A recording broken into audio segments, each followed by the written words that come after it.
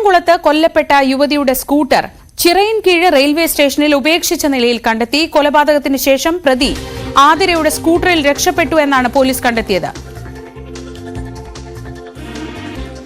ഇയാൾ ട്രെയിനിൽ രക്ഷപ്പെട്ടു എന്നാണ് പോലീസിന്റെ പ്രാഥമിക നിഗമനം. പെരുമാതുറയിൽ പ്രതി താമസിച്ചിരുന്ന വീട് പോലീസ് കണ്ടെത്തി. ഈ വീട് കുറച്ചു ദിവസങ്ങൾക്ക് മുൻപാണ് ഇയാൾ വാടകയ്ക്ക് എടുത്തത്. 4 സംഘമായി തിരിഞ്ഞാണ് അന്വേഷണം.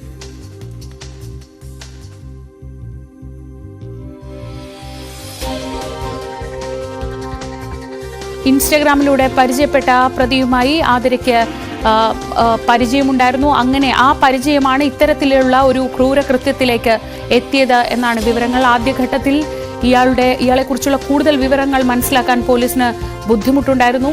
ഇതിനിടയിലാണ് അന്വേഷണം വളരെ തകൃതിയായി നടക്കുന്നതിനിടയിലാണ് ഇന്ന് രാവിലെ ചിറയിൻകീഴ് റെയിൽവേ സ്റ്റേഷന് സമീപത്ത് നിന്ന് ആതിരയുടെ സ്കൂട്ടർ കണ്ടെത്തിയത്. കൊലപാതകത്തിന് ശേഷം പ്രതി ഈ സ്കൂട്ടറിലാണ് രക്ഷപ്പെട്ടത് എന്നതായിരുന്നു പോലീസിന് ലഭിച്ച വിവരങ്ങൾ. അഭിലാഷ് വിവരങ്ങളുമായി. അഭിലാഷ്, ഈ സ്കൂട്ടർ കേന്ദ്രീകരിച്ചുള്ള അന്വേഷണം ഇപ്പോൾ പ്രതിയുടെ വീട് മറ്റ് കാര്യങ്ങളിലേക്കൊക്കെ എത്തുന്നുണ്ട്. എന്തൊക്കെയാണ് വിവരങ്ങൾ ഇപ്പോൾ കിട്ടുന്നത്? ആതിരയുടെ കൊലപാതകം നടത്തിയ ശേഷം പോലീസ് സംശയിക്കുന്നത് ഈ വീട്ടിലുണ്ടായിരുന്ന സ്കൂട്ടറുമായിട്ട് പ്രതി രക്ഷപ്പെട്ടു എന്നായിരുന്നു ആദ്യമേ സംശയിച്ചിരുന്നത്. ഇന്നലെ വൈകുന്നേരം, ഇന്നലെ രാത്രിയോടെയാണ് അപ്പൊ ഈ സ്കൂട്ടർ ചിറയൻകീഴ് റെയിൽവേ സ്റ്റേഷന് സമീപത്തു നിന്നും പോലീസ് കണ്ടെത്തിയത്. അതോടെ ഇയാൾ ട്രെയിനിൽ ഏതെങ്കിലും ഭാഗത്തേക്ക് രക്ഷപ്പെട്ട് കാണുമെന്നാണ് ഈ പോലീസിന്റെ നിഗമനം. സ്റ്റേഷനിലെത്തിയ സ്കൂട്ടറും ഇന്ന് പോലീസ് പരിശോധിച്ചു വരികയാണ്. പെരുമാതുറയിൽ ഇയാൾ താമസിക്കുന്ന വീടും പോലീസ് കണ്ടെത്തിയിരുന്നു. അവിടെ നിന്ന് തിങ്കളാഴ്ച വൈകുന്നേരമാണ് ഇയാൾ പുറത്തേക്ക് പോയത്. പിന്നീട് ആ വീട്ടിലേക്ക് മടങ്ങി എത്തിയിട്ടില്ല എന്നറിയുന്നു. ഈ കുറച്ച് ദിവസങ്ങൾക്ക് മുമ്പാണ് ഈ വീട് വാടകയ്ക്ക് എടുത്തിരുന്നത്.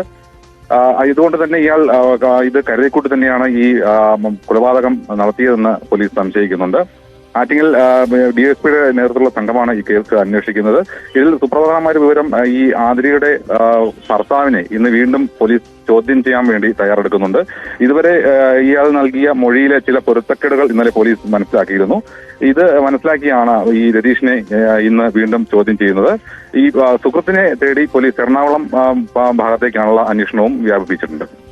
ശരി, അഭിലാഷാണ് വിവരങ്ങൾ നൽകിയത്.